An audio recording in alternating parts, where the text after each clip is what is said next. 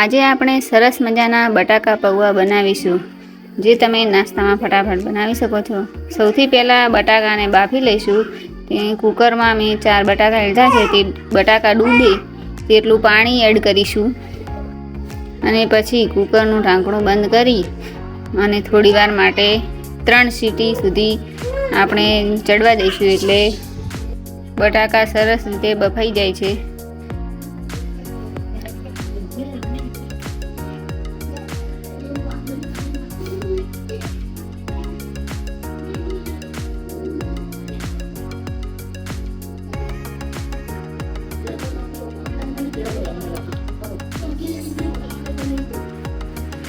કુકરની 3 city પડી ગઈ છે, એટલે થોડી વાર સુધી તેની વરાળ નીકળવા દઈશું। પછી ઢાંકણું ખોલીશું અને જોઈ શકો છો બટાકા સરસ રીતે બફાઈ ગયા છે।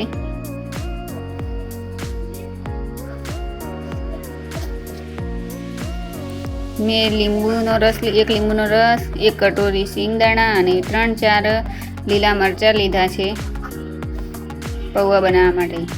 પૌવાને આપણે સરસ રીતે થાળીમાં લઈ અને ધોઈ લઈશું।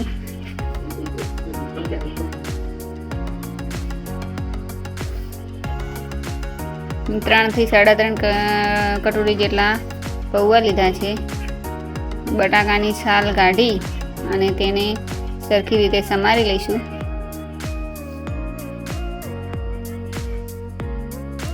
થોડું જીરું લીધું છે, 1 કપ જેટલો નાનો કપ ખાંડ, થોડી રાઈ,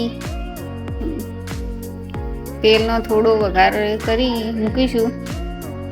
એમાં રાઈ નાખીશું। રાઈ ફૂટે એટલે આપણે તેની અંદર જીરું નાખીશું। પછી લીલા મરચાંને વઘાર કરીશું નાખીને। સિંગદાણા નાખી અને થોડી વાર સુધી સિંગદાણા જ્યાં સુધી બ્રાઉન કલર ના પકડે ત્યાં સુધી આપણે તેને હલાવતા રહીશું અને શેકીશું। વઘારની અંદર જ સિંગદાણા નાખવાથી બટાકા પૌવા બહુ જ સરસ લાગે છે અને બહુ જ સરસ બને છે।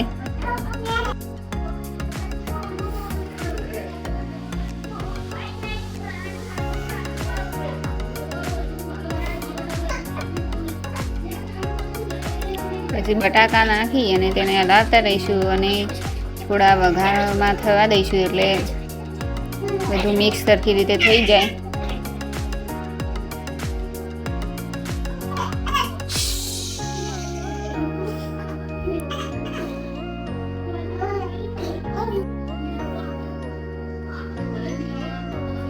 સરખી રીતે મિક્સ કરી અને પછી તેમાં થોડો લીંબુનો રસ, જે 1 લીંબુ લીધું છે મેં, રસ નાખીશું।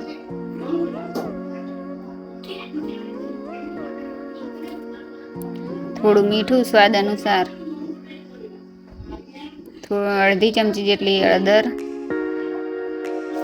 અને 1 ચમચી લાલ મરચું નાખ્યું છે। લીલા મરચાં નાખ્યા છે એટલે મરચું થોડું ઓછું નાખવાનું, જેથી પૌવા સરસ બને છે અને તીખા પણ ઓછા। જો તમારે વધારે તીખાશ જોતી હોય તો મરચું વધારે નાખી શકો છો। મેં 10 ગ્રામ જેટલી ખાંડ નાખી છે।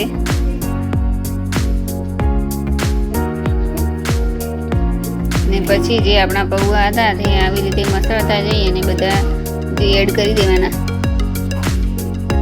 અને પછી સરખી રીતે હલાવી અને બધું મિક્સ બરોબર મિક્સ ના થાય ત્યાં સુધી મિક્સ કરતા રહેવાનું, હલાવતા રહેવાનું।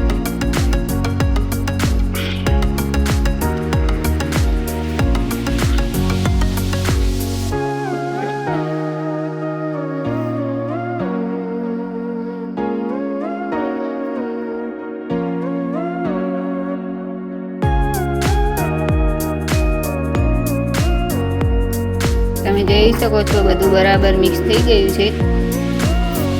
હવે પૌવા રેડી છે। તમે દરરોજ નાસ્તામાં ગમે ત્યારે સાવ સરળ રીતે બનાવી શકો છો, જે ફટાફટ જ બની જાય આવી રીતે બનાવો તો।